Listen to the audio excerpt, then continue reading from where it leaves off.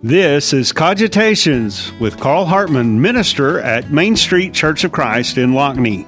Good morning. I'm glad everybody was able to join me this Sunday morning on Cogitations. And we're taking a break from our progressive look at hope, as we've been looking at faith, hope, and love. And right now we're in the midst of hope. But we're going to take a break from that because I have some special guests with me today. And we're going to do a segment really focused on the spiritual well-being of women and the particular obstacles that they may face when it comes to spiritual, emotional, and mental health. And this discussion is really not scripted. So it's going to be kind of an open discussion regarding just what it is that particularly that women of faith are facing, and what are the particular resources that are out there to assist them, and strengths, weaknesses, blessings, troubles. We're just going to look at the full gambit and just see where the conversation takes us. And so as we get into the program, I'm going to start off by letting our ladies here that are visiting with us on the program today introduce themselves. And I'm going to start with Nicole, who's joining us by phone from Lubbock. So Nicole, you want to go ahead and introduce yourself to the audience? Sure. My name is Nicole Shields. I am a licensed clinical social worker. I am also a board-certified clinical sexologist. Okay, and we'll pass the baton to Sarah. Hello, my name is Sarah Hartman. In some worlds, it's Dr. Hartman. I am the Dean of the Don A. Williams School of Education at Wayland Baptist University. So most of my adult life, I've been in teacher education. I'm a wife, a mother, a spouse of a military veteran, and I'm currently the spouse of a minister. I don't know how much I'm supposed to say, so. Well, that's good. That's good. It gives kind of a little bit of background and look. And if you haven't guessed, she's my wife. So that I'm that guy she's talking about, military and ministry, as you know from earlier when on the program when it launched. And so we're going to pass the baton over to Joy now. Yeah, I'm Joy Dalrymple. I am the owner of Joyfully Creations and More in Lockney, Texas. It's a full-service flower shop, vinyl shop, antique store, junk store. We do paint parties, all sorts of good stuff. All right. Yeah, I've been in there, and if there is a whole gambit of things there, a lot of interesting pieces, and a lot of people that contribute to the things that are in the store. It's really a lot of community comes together there. As I was thinking about getting into this program, I was going to do this at the tail end, but I think I'm going to do it at the front end and maybe just help the listening audience kind of see how these women have kind of become connected together, because they're sharing in an event that's coming up in November on Saturday, November 12th. And I'm going to let them kind of share a little bit about that event, and then we'll just kind of go on a roundtable discussion from there. So Joy kind of put the event together, so I'm going to let her kind of start off and just kind of tell us a little bit about this event that's coming on, and if there's some ladies out there that might benefit from attending, how they can kind of get a hold of more information. Okay, yeah, so this will be the Downtown Lockney's first annual Women's Retreat. We have been doing several community activities there in Lockney, and somebody messaged us and asked if we could do some kind of women's retreat, so we put this together. It's going to be on Saturday, November 12th from 10:45 a.m. to 3:30 p.m. We're going to be providing lunch, and then Nicole and Sarah will be our speakers. Our goal is to help with dealing with the holidays, the mental stress and everything through the holidays. It's kind of our focus on that, and we're going to have door prizes and all sorts of fun stuff. All right, that's great. Nicole, Sarah, do you have anything to add to that about that event? So I'm going to go ahead and talk about, be presenting on just kind of stress through the holidays. So I'm a mental health specialist as well as a therapist, and so work with a lot of people, especially when these seasons come around and anxiety and depression kind of kicks in. So we'll actually be going over just some basics, and then we're also going to be doing some therapies that will benefit people to be able to handle the stress of the holidays. And then also we'll be doing some meditation during the class as well. Okay. That sounds really good, Nicole. I'm excited to participate in that, and I'm hoping that maybe you go first in the lineup I think she is on that date. Yeah. But my portion, I think, if I am remembering this correctly, I think I was asked to do a motivational type portion of the day. And so as I was kind of reflecting on who we are as women and who we are supposed to be as women in the church and as God's people, I kept thinking back to Esther and who she was for her people. And so I think I'm going to do a presentation or topic related to finding our Esther moments as women. And so it can apply to all women in attendance, and just hope that people will come out and participate. And whether you're from Lockney or Floyd County or not, whether you're coming from Lubbock or anywhere else in the surrounding area, we hope that folks will come and join us.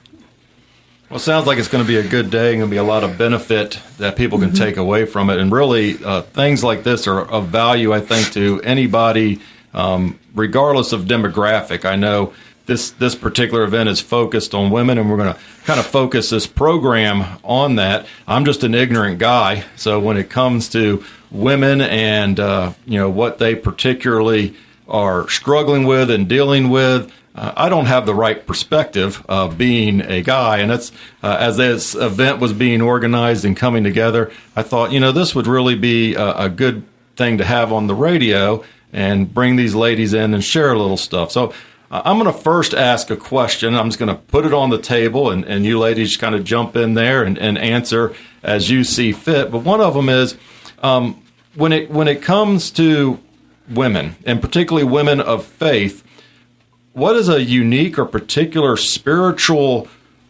struggle, whether it's spiritual, mental, emotional struggle, that's more unique to them than to anybody else in the church, to us guys? What's something that's unique that women face?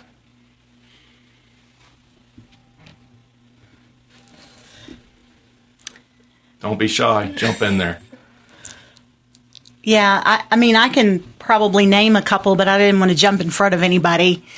For me, there's a couple that I think of, and I don't know that they're necessarily unique to only women, but I do think that I have noticed a lot of women deal with these as spiritual sort of issues, and these are some that I know that I deal with. And one is time.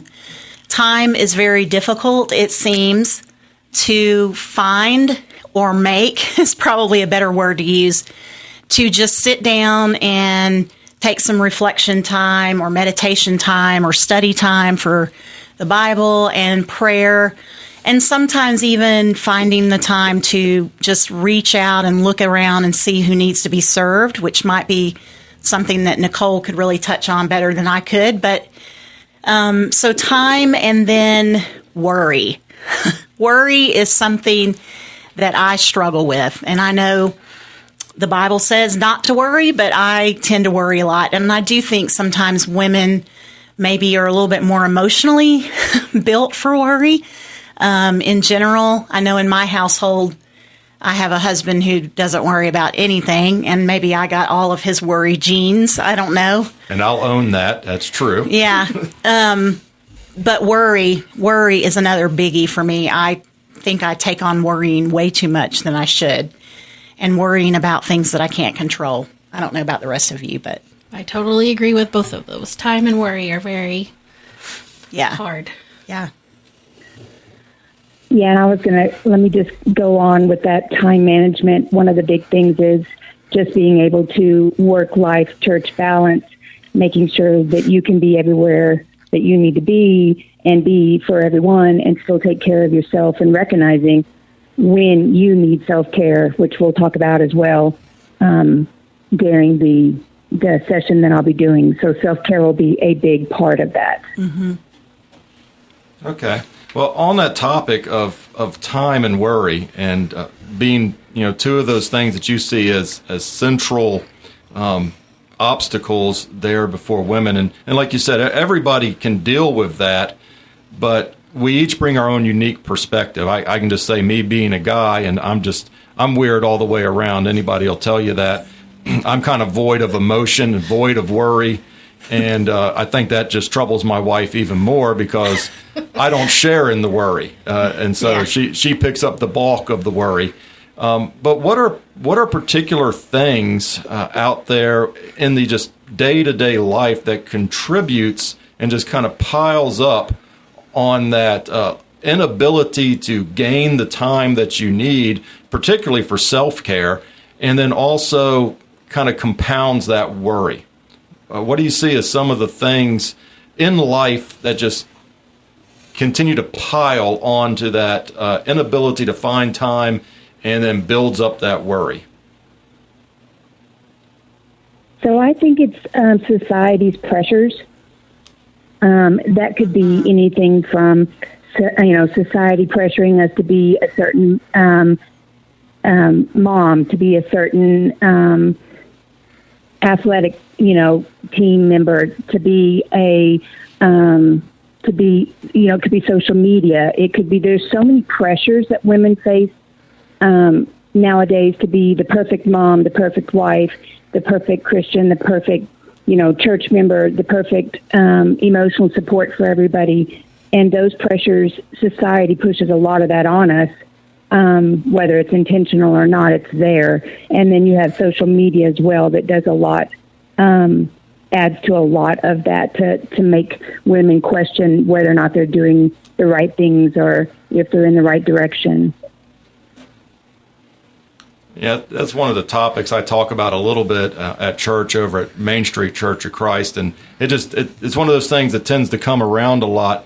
And that, we're always worried about people on the outside looking in at us and making those judgments. And we're trying to be everything to everybody. And I know in that role of wife and mom, well, I don't know, but I understand in that role of wife and mom, there's a lot of expectations.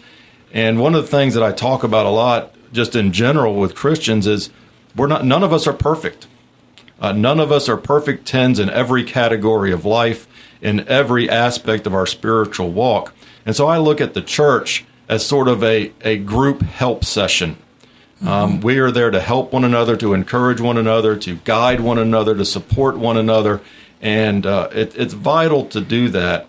And so kind of on that role, as we're continuing to look at worry and time as the topics that you guys brought up as kind of being two of those mountains that are there, what can the church do? What can a church family do to help mediate a little bit, to reduce that load of worry and that load of expectation of, the woman, this is the picture of the perfect woman, and you need to be this.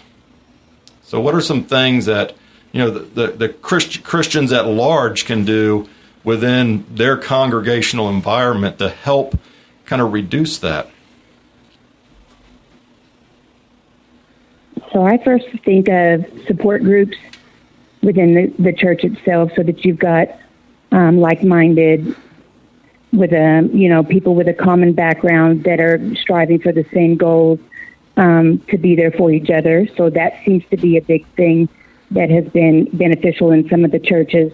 Also bringing in people to speak to the women, to let them know that what they're doing is okay, to break down some of those barriers and those worries and help them understand that they are doing everything they can, and to give them some relief on what some of the society has, pressures that are there for us. Yeah, I think, and this may go back just a little bit, but in addition to what Nicole said, some of the pressures that I guess I have felt are being a leader in my job, and I have a great support system at my job at Wayland, but I think I put added pressure on myself in addition to what might be out there in society. So I'm in a leader position, but there's also the idea of bringing things home mentally that maybe I should try to leave at work. And that's really tough, I think, because I'm a worrier, not to do. And so the idea of perhaps in a church setting or some kind of church social setting, maybe having some kind of meditation help where, we learn how to really meditate and get ourselves out of our own heads, or just the idea of knowing that everybody in that environment is there to break down the stereotypes, if you will, or get past them. So we know at some point, we're going to the church, and it's where our safe space is. That's what we call it sometimes. And hopefully congregations can build that kind of environment where this is the safe space. This is where we're, isolated a little bit from the world and the worries of the world and what we deal with on the day-to-day basis. We come here to kind of get some relief from that, to not just lay it at Jesus's feet, but lay it at one another's feet, to help one another with the burdens that they're carrying through life. And I think that's vital and important. And as I'm listening to this conversation, I'm kind of putting some pieces of the puzzle together a little bit, because we talked about time and worry, but as we move on, we're talking a lot about worry. So this is the picture I'm getting in my head, and you ladies can correct my male mind if it's wrong, is the worry really comes first. And then all the things that we're worrying about ends up to dominate our time. So I'm worried about how involved am I with the kids and the things the kids are doing at school and stuff like that. So I need to make sure I'm at everything and involved in everything and part of every organization that they're in some capacity. Or the church, I gotta have this right image at the church, and I'm worried about how the people at church may perceive me. So I need to be involved in everything that I can be involved in, and it just keeps the dominoes keep falling in every aspect of life. Church, work, the kids, the husband, any other aspects, social organizations people might be involved in. And so all these things that we worry about then end up eating our time to where there's no time left for self. Is that a proper picture that I'm gathering there? I think it is. Yeah. Yes. So let me ask this question. Okay, let's say I'm the average woman out there in the world. What resources are there for me? What can I take hold of? What can I plug into to kind of help me find this balance? So in your all's own exploration and throughout time, what have you discovered, whether it's some book that helped you, some program, maybe a regular annual workshop that you've attended, maybe it's some YouTube video, whatever it might be that's out there, what kind of resources are there that ladies can plug into? And these can be just resources you've come across, or maybe within your own professional workings, resources that you've contributed to or provide. Well, I would say first and probably best is a strong church family. I will speak to our church family that Carl's already mentioned. Main Street Church of Christ is a very supportive group, and I'm happy that we have found a place that we can call home. But I think also it's important to find a hobby. And in my world, in teacher education, as I'm training the teacher candidates, I often tell them, find something you love to do that's not your job, even though it's okay to love your job. And you should love your job, because if you don't do something else that you enjoy, you might experience burnout rather quickly. So a little plug here for Joy. Carl and I like to paint, and so we're trying to make an effort to do something fun periodically, once a week or whatever.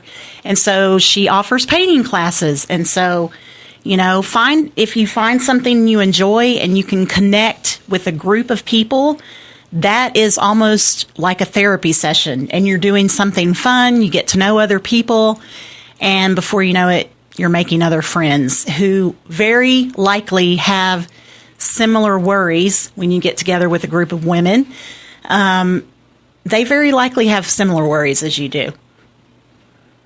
And Nicole, you probably know lots of other professional resources besides painting and church. Well, you actually stole mine. I was going to say hobby is, I always tell when I train other therapists the same thing. I recently just started taking electric guitar lessons for the fact I just needed something that was not related to therapy or work or mental health, that would just be kind of fun and take my mind off of it. So there's always something. It doesn't have to cost. You can play outside with your dogs. You can take a walk. There are also, you can always, if the worry and stress is really bad, obviously you can always see any of the counselors, things like that are beneficial to helping you personally if you have specific worries. In my session, I'm actually going to do a type of therapy, teach a type of therapy that will actually be beneficial for those worries specifically. So it's kind of funny that you brought that up, because that's one of the things. It's called a container method, and we will actually talk about that and learn how to do that to kind of put some of those worries away and only think about things that we can actually control. And so that's part of it. I'm going to have to minimize since I only have an hour to speak, but those are things that are going to be vitally important. I think that will help women quite a bit. And then also, you can always, everybody's different on books and things like that. And like you said, there are YouTube videos. There are lots of things that people can do social media-wise that's positive that you can get on and kind of learn things. But also just getting a meditation app on your phone, that alone, there's a lot of free ones that you can just download, and they're 1 minute long. Those are huge in the midst of anxiety and worry and all of that during the day. Well, you guys mentioned hobbies. Find something to basically unplug from the rest of life and plug in and spend some time in. So here's the question for the average lady going through the day-to-day paces of life. What's the frequency? If I'm looking for a hobby, a relaxation, something to plug into, what's the good average recommended frequency of just taking X amount of time to unplug and plug into something else that is not really related to all the worry and stressors of life?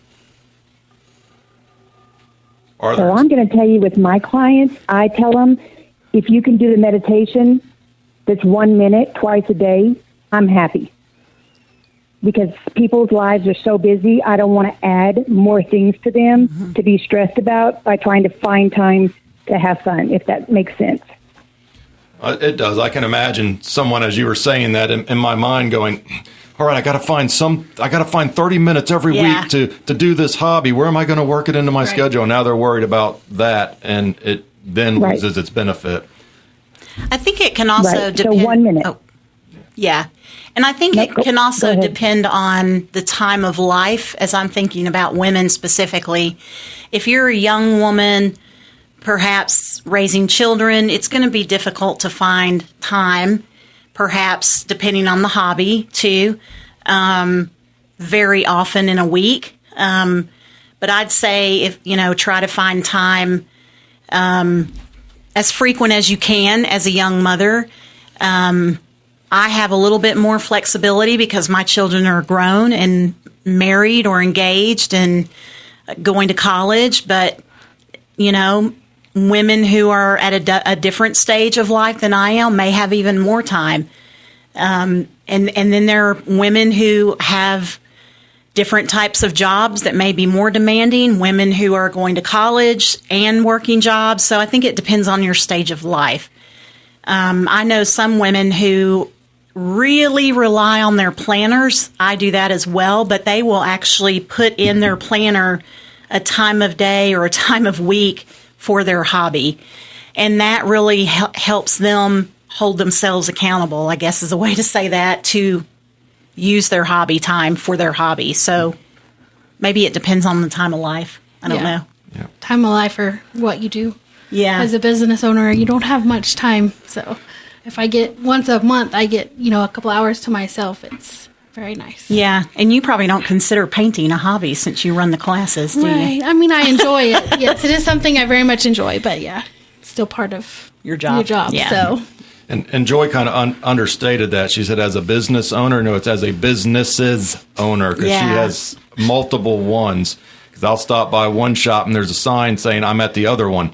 So just bouncing back and forth. So it's hard to find that time. And speaking of time, we're down to about 5 minutes. And I want to kind of interject something here. I'm gonna put come from the guy side now. All right, and just listening to this, and especially with what Sarah said with different stages of life. All right, I'm going to put some of this burden on us guys and other people associated in a woman's life, especially a woman that has just a hectic, busy schedule, still raising those kids at home. Be that relief person. Dad, take the kids for a night and let mom go and unplug and do something. I was talking to a gentleman here recently who I actually had lunch with him Wednesday, was talking about his wife coming home after he spent the whole day with the kids so she could go do stuff. And he said the first thing I told her is, I don't know how you even do this. I'm exhausted now at the end of this day. How do you do this every day? And you might get a different sense if you do that and understand the stress that can be built up there. So find that. Maybe you're a grandparent. Mm-hmm. Take the kids for a day. Let mom and even dad have a break and a chance to unplug. Because a lot of times, we may work Monday through Friday or more, and that weekend comes and you can't unplug because you still got to take care of the kids and be involved in the kids. If you're plugged in with church, you usually lose a portion of Sunday at least, because you're doing that. So it's hard to find that time, but we can be people that contribute to that time. Any other thoughts, ladies? I just want to make sure to let everybody know we do have limited space. So make sure and call myself or come by and get on the list. It is free, but we do need to have reservations. What's that cell number? 806-640-8739. Okay. And it's also up on a Facebook page. Yes, is that correct? Downtown Lockney Facebook page. There's an event in there. Okay, so you can go on Facebook, go to Downtown Lockney, mm-hmm. and there's an event flyer up there as well. So that'll let you know the location. They were looking for a place to host it, and the Church of Christ there in Lockney said they could use the facility there. So that'll be the location, and the time is November 12th, starting at 10:45. And just call that number or get on Facebook and take a look. And that number one more time? 806-640-8739. All right. Joy, Sarah, Nicole, I'm really glad you were able to join us today. And just kind of, I know 30 minutes goes by quick. When I said we're running out of time, Sarah kind of gave us a look like, really? Wow. I know, it went fast. Time goes by fast, and you don't even realize it. And then you don't have any, and that's part of what we talked about today, right? Before you know it, you don't have any time. Any last words? Anybody else? Just thank you for having us. Really enjoyed it. All right, well, thank you, ladies, and we're going to go ahead. We look forward. Go ahead, Nicole, I'm sorry. I just said we look forward to meeting everybody and so they can come out and learn different ways not to worry. Yeah, it sounds like it's going to be a really great event, and if you're a lady out there looking for something to plug into, this might be it, because you'll get a lot of resources here, meet a lot of other ladies mm-hmm. in the area, and just probably learn about other things to plug into as well. We're going to go ahead and close out the program for today. I'm glad you all joined us this morning here on 106.1 The Flip FM. I look forward to seeing you again next Sunday morning at 9 a.m. We'll continue our topic on hope and continue that on into love. And I hope you can join us then. And again, I appreciate you tuning in, and I hope especially the ladies out there listening gain some benefit from this program today. God bless, and I hope you all have a great Sunday. Tune in next Sunday at 9 for another edition of Cogitations with Carl Hartman, minister at Main Street Church of Christ in Lockney.